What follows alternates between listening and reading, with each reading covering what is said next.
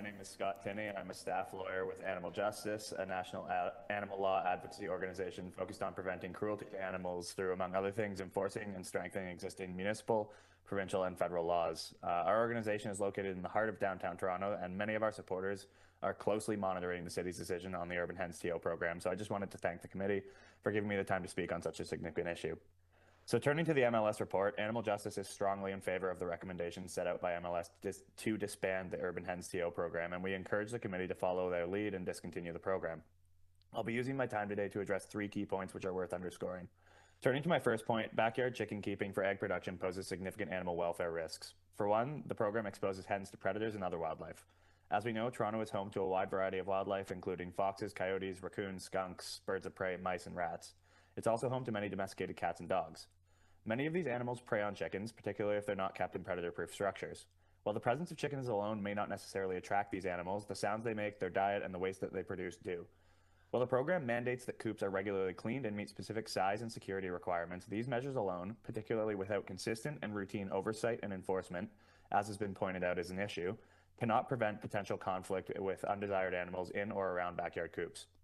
Numerous factors such as natural deterioration of coops leading to predator access, inconsistent or inadequate cleaning, or simple happenstance of a predator being in the area prior to cleaning an enclosure, or when food was recently served, all may lead to conflict with chickens or companion animals kept outdoors. In Ajax, plans for a backyard chicken allowance was recently put to a halt due in part to a predicted increase in wildlife concerns arising from the attraction of skunks, raccoons, and predatory wildlife, as well as foxes and coyotes. Compounding this issue, as has been pointed out, there is a lack of specialty veterinary care for chickens in urban centers like Toronto. As is pointed out in the MLS report, it is acknowledged that there is a limited number of veterinarians in the city able to provide appropriate care for hens. It's also worth noting that chickens kept in urban settings are frequently abandoned, surrendered to already overburdened shelters or sanctuaries, or simply sent to slaughter. While people may be well-intentioned when they decide to set up a backyard chicken coop, they often find themselves unwilling or unable to care for these animals, who can often live to be more than 10 years old. Turning to my second point, and I'll try to get through this quick, on the topic of human health and safety, the UrbanHensTO program also poses significant risks. Since last year, HPAI has been spreading worldwide and has had devastating consequences for wild and farm birds across Canada, including here in Ontario. It has already caused mass die-offs of wild birds this season, as well as infections of commercially farmed and backyard chickens.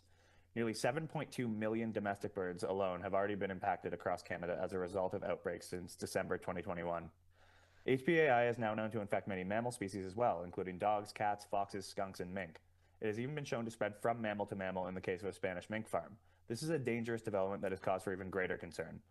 Absent strict biosecurity protocols, backyard hens can come into contact with wild birds and other wildlife, contributing to the spread of HPAI. We urge the City of Toronto to cancel plans to make the UrbanHensTO program permanent. For my last point, I'll try to quickly get it through because I know I'm over time here. I just wanted to acknowledge that the MLS report mentioned that the current structure of the pilot program is not sustainable. The program has already been operating within existing staff resources, and continuing to contribute to it would be irresponsible, particularly in light of the animal welfare and possible disease risk concerns. So thank you once again for taking the time to consider my submissions, and subject to any questions. Okay, thank you very much.